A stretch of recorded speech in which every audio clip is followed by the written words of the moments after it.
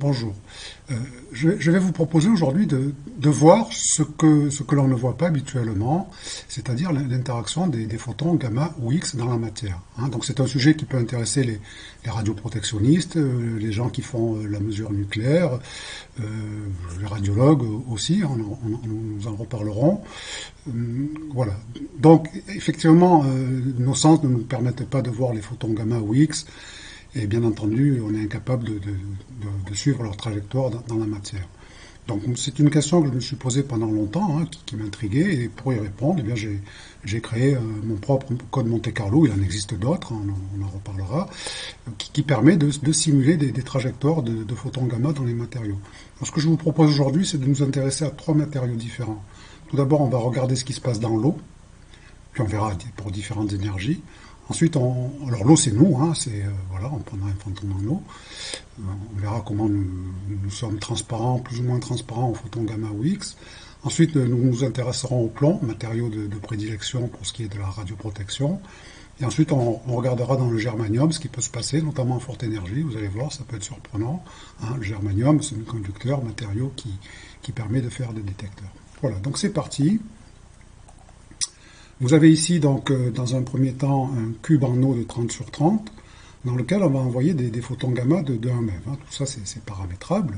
Donc, en appuyant sur ce bouton, ici, je vais générer un photon qui va partir ici, rentrer dans ce matériau, et puis, chose importante, je ne peux pas vous dire ce qui va se passer, hein, puisque les processus sont aléatoires. Donc, si vous voulez bien, on va lancer un premier photon, et puis on va analyser. Voilà. Donc, c'est parti. Donc, voici une première trajectoire. Alors celle-là est relativement simple à analyser. Hein, donc le photon qui est rentré ici a interagi en ce point-là, à une distance de 18,23 cm. Alors ce qui est important, c'est que sur cette trajectoire qu'on appelle un parcours libre, pour le photon, il ne s'est rien passé, il n'a pas interagi. C'est exactement pour lui comme s'il était dans le vide. Et en ce point-là, il a interagi avec un électron. Hein, là, on est dans l'eau, à 1 MeV, l'effet prépondérant, c'est l'effet Compton, c'est ce qui s'est passé. Ce qui est important de noter, c'est que ce point rouge où le photon a interagi, eh bien, il a perdu de l'énergie, et cette énergie, il a transféré à un électron. Donc, à ce point-là, l'électron va déposer son énergie. Alors, ça, c'est le processus qui crée de la dose dans un individu. C'est aussi dans un matériau tel que le germanium, eh bien, cet électron qui va déposer son énergie va créer des électrons libres, et on va pouvoir en détecter un signal électronique. Voilà. Ensuite, le second photon, qui a une énergie de 570 keV, hein, donc à noter, hein, par effet Compton, le photon transfère une partie de son énergie, c'est 429 keV, et repartit un photon diffusé de 570 keV. Ici, il a eu un libre parcours moyen de 24 cm, ce qu'il a mis en dehors du cube en eau. Donc ce photon est sorti, d'accord? Voilà. Donc on va faire quelques autres trajectoires. Voilà, ben là, il ne s'est rien passé. Hein. C'est un photon qui a traversé le cube en eau sans interagir, il n'a rien déposé. Il avait un libre parcours moyen potentiel de 33 cm, donc il est sorti du cube. Voilà, ça, c'est le non-événement. Enfin, c'est important de bien comprendre qu'un photon peut traverser un individu de 30 cm d'épaisseur sans interagir. D'accord? Voilà. Allez, c'est parti, on va en faire quelques-unes. Voilà, une belle trajectoire diffusée. Hein, donc là, ici, on suit tout l'historique du photon. Ce qui est important, c'est que de diffusion en diffusion, eh bien, le photon perd de l'énergie. En chaque point d'interaction, il transfère une partie de son énergie à un électron, etc. Là, à nouveau, ce dernier photon de 59 keV est sorti. D'accord? Voilà. Allez, on va faire quelques trajectoires. Donc voilà à quoi ressemble, à quoi peuvent ressembler les trajectoires des photons dans l'eau. Donc là, ici, on a à nouveau une fuite. Alors, vous constaterez qu'on a assez rarement ce qu'on appelle une absorption totale, hein, c'est-à-dire un photon qui va déposer toute son énergie dans un cube de... Alors là, on est bien parti, là. Hein, voilà. Là, on a une absorption totale avec des trajectoires, une trajectoire diffusée assez riche. Alors, pour mieux la visualiser, c'est l'occasion, on peut faire une petite cinématique, hein, ce qui permet d'avoir une meilleure perception de cette trajectoire en 3D. Donc là, de diffusion en diffusion, on est arrivé à un photon de 37 keV, le dernier, et 37 keV, on commence à se rapprocher du domaine où les photons dans l'eau peuvent faire de l'effet photoélectrique. Donc le photon disparaît, rien ne sort, et il est rentré un photon d'1 MeV, rien n'est sorti de ce cube en eau, donc on a déposé 1 MeV en énergie. D'accord? Voilà. deux trajectoires, et puis alors on peut changer d'énergie. On peut changer d'énergie, mais avant cela, je vous propose une autre perception de l'interaction photon-matière. Là, c'est la perception probabiliste, hein, c'est-à-dire on envoie un photon après un autre photon. Hein. Sur cet onglet ici, on peut avoir une autre perception des choses. Hein. Ici, on a un écran d'eau de 20 cm d'épaisseur, alors je peux reprendre 30, enfin laissons 20, peu importe, et j'envoie 1000 photons d'un MEV, d'accord, et les points rouges représentent le point de première interaction. Là, on ne prend pas en compte la diffusion. Alors là, j'ai envoyé 1000 photons. 255 photons de 1 MEV sont sortis sans interagir. Et je peux relancer 1000 photons. On va voir l'aspect aléatoire. D'accord. Voilà, donc le nombre de photons peut fluctuer. Mais globalement, on se rend compte qu'avec des photons d'un MEV, on a une répartition assez homogène de ces points rouges. Hein. Ce sera l'image de la dose générée dans un individu. Alors, si on prend la loi d'atténuation théorique, hein, la fameuse exponentielle moins μx, la voilà ici. Hein. L'atténuation existe, mais enfin, elle n'est pas énorme. Alors, maintenant, on peut changer d'énergie. Qu'est-ce qui se passe dans l'eau si je prends des photons de 100 keV? Eh bien, on a quand même une capacité de pénétration assez importante. Alors là, intervient un paramètre important, c'est la notion de libre parcours moyen. Hein.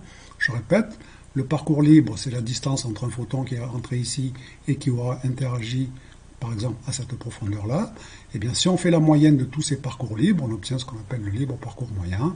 Voilà, à 100 keV, il est environ de 6 cm, ce qui est assez élevé dans l'eau. Si je reprends un MEV ici, le libre parcours moyen, c'est 14 cm. D'accord. Donc maintenant, si je continue à baisser en énergie, donc 100 MeV, et si je prends par exemple, pour se rapprocher des faibles énergies, c'est-à-dire typiquement les X, si je prends 30 keV, vous allez voir, ça change fondamentalement, ça devient beaucoup moins pénétrant, mais encore relativement pénétrant, d'accord, et les choses évoluent très rapidement. Si vous prenez 20 keV, c'est beaucoup moins pénétrant, et 10 keV, là, c'est vraiment une interaction superficielle, surfacique. Donc là, on est dans le domaine des X. Les X sont peu pénétrants, les X de 10 keV sont peu pénétrants, et notamment en imagerie, on va éviter d'utiliser des X de 10 keV parce qu'ils ne permettent pas, ils ne traversent pas, donc ils ne vont pas participer à faire une image derrière une telle épaisseur de tissu. Voilà. Hein, alors si vous voulez bien, je vais reprendre un MEV, et ceci étant dit, on va changer de matériau. On va passer dans le plomb. Alors, pour changer le matériau, il faut aller sur cet onglet. Alors, au petit passage, notez bien la chose suivante. Hein. Vous avez ici les courbes d'atténuation, les coefficients massiques. Hein. Vous avez ici l'effet photoélectrique dans l'eau. Là, l'effet Compton dans l'eau, on voit qu'il est prédominant d'environ 30 keV jusqu'à 30 MeV. Ensuite apparaît la création de paires. Hein. Voilà. Maintenant, si je change de matériau, si je prends du plomb, il y a quelque chose de fondamental qui va changer.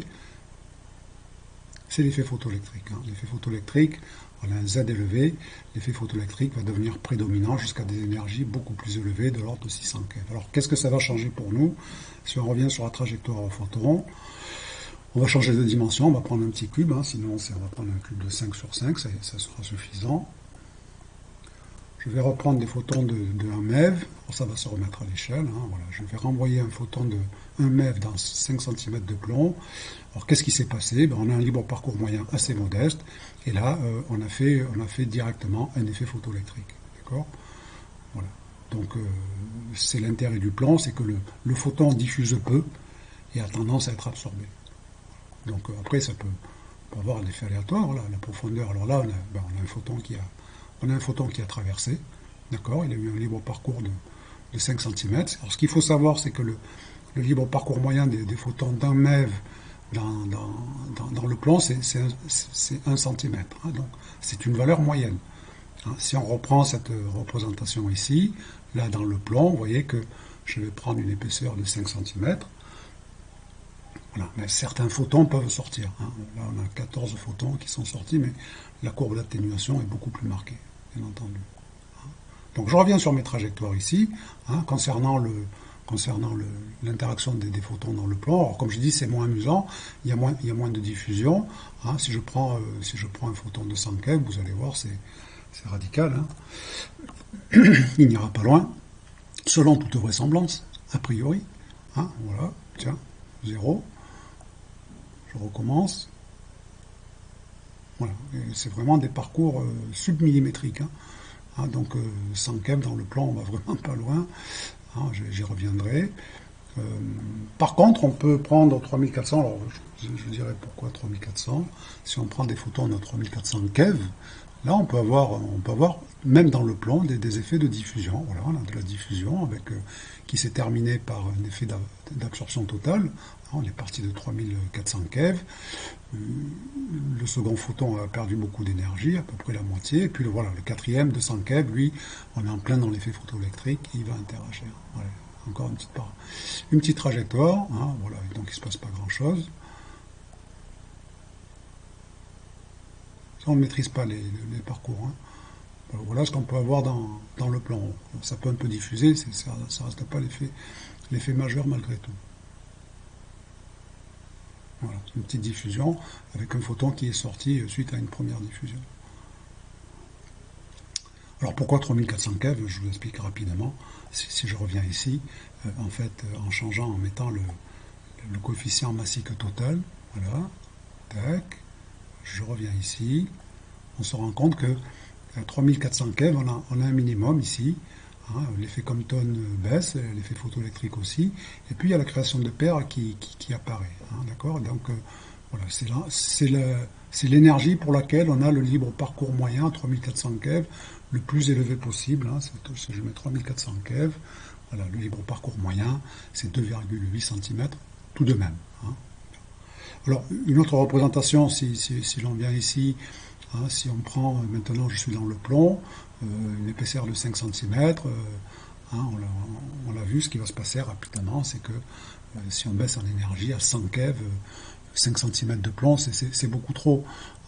Si je prends maintenant... alors, je vais modéliser un tablier plomblé de radiologue. Alors, c'est un quart de millimètre, donc 0,025.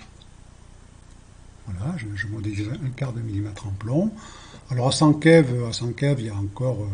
l'atténuation, elle est relativement peu significative, mais si vous attaquez les faibles énergies, si vous mettez déjà à 50 keV, l'atténuation est beaucoup plus importante, d'accord. Et si vous baissez encore, si vous prenez du 30 keV, là l'effet est net, là on est sur un quart de millimètre de plomb. Il n'y a rien qui sort. 30 keV, votre tablier vous protège complètement, d'accord. Donc ça c'est quand même important à savoir. Donc un tablier de plomb va bien vous protéger sur des photons de faible énergie. Si vous prenez du fluor 18 à 511 keV, voilà, à 511 keV, il en sort 95%, donc ça ne vous protège de rien. D'accord, versus le technétium 99, 140 keV, il y a quand même un effet, vous avez une protection moitié. Voilà, c'est mieux que rien. Bien. Alors on va terminer, si vous voulez bien, sur le germanium. Juste pour vous montrer un petit effet. Donc le germanium est ici. J'aurais pu le faire dans le plomb. Je préfère prendre le germanium. Voilà, matériau détecteur. L'effet photoélectrique est quand même plus important que dans l'eau, mais moins que dans le plomb. Mais il n'est pas négligeable. Donc si on revient ici sur les trajectoires ici dans le germanium, je garde 5 sur 5.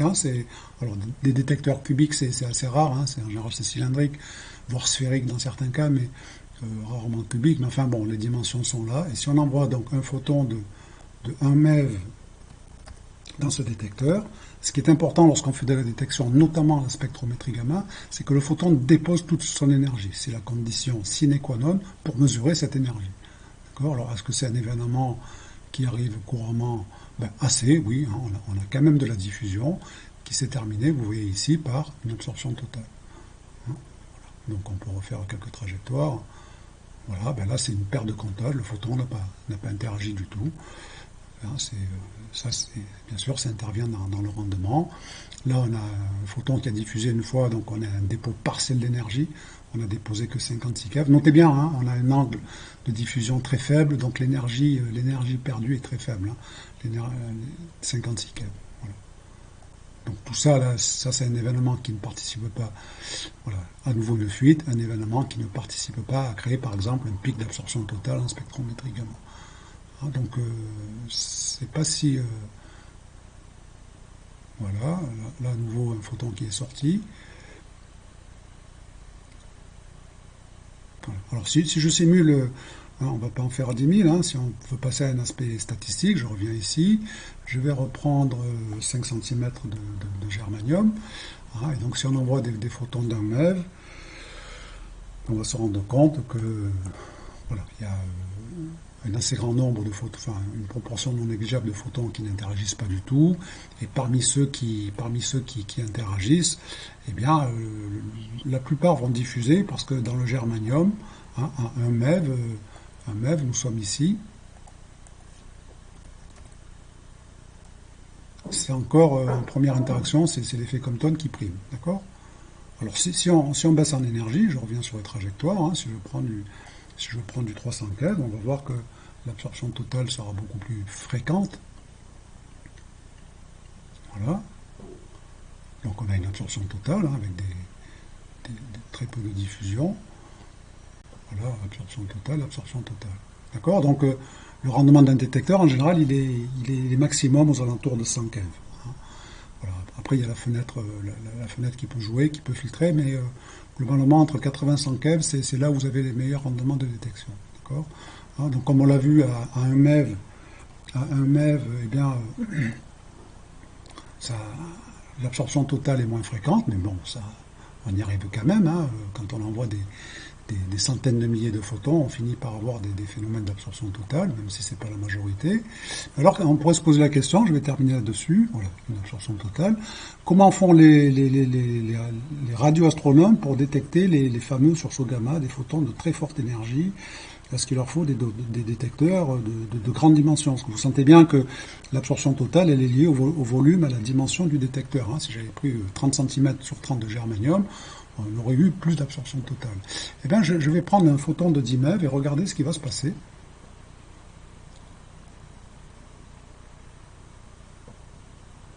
Voilà, ça c'est une diffusion. Allez, je vais prendre 30 MeV et ça va être plus net, hein, donc vraiment une très forte énergie. Et donc, regardez ce qui va se passer. Peut-être, voilà. Alors, qu'est-ce qui s'est passé ici? En fait, on a eu une interaction ici, unique, avec une création de paire, d'accord? C'est-à-dire deux photons de 511 keV qui sont partis à 180 degrés l'un de l'autre.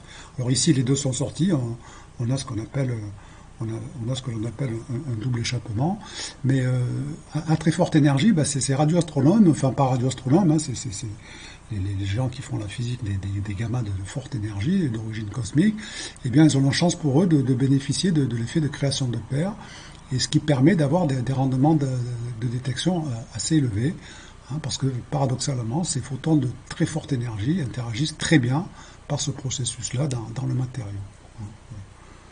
Donc, vous allez voir, c'est quasi systématique.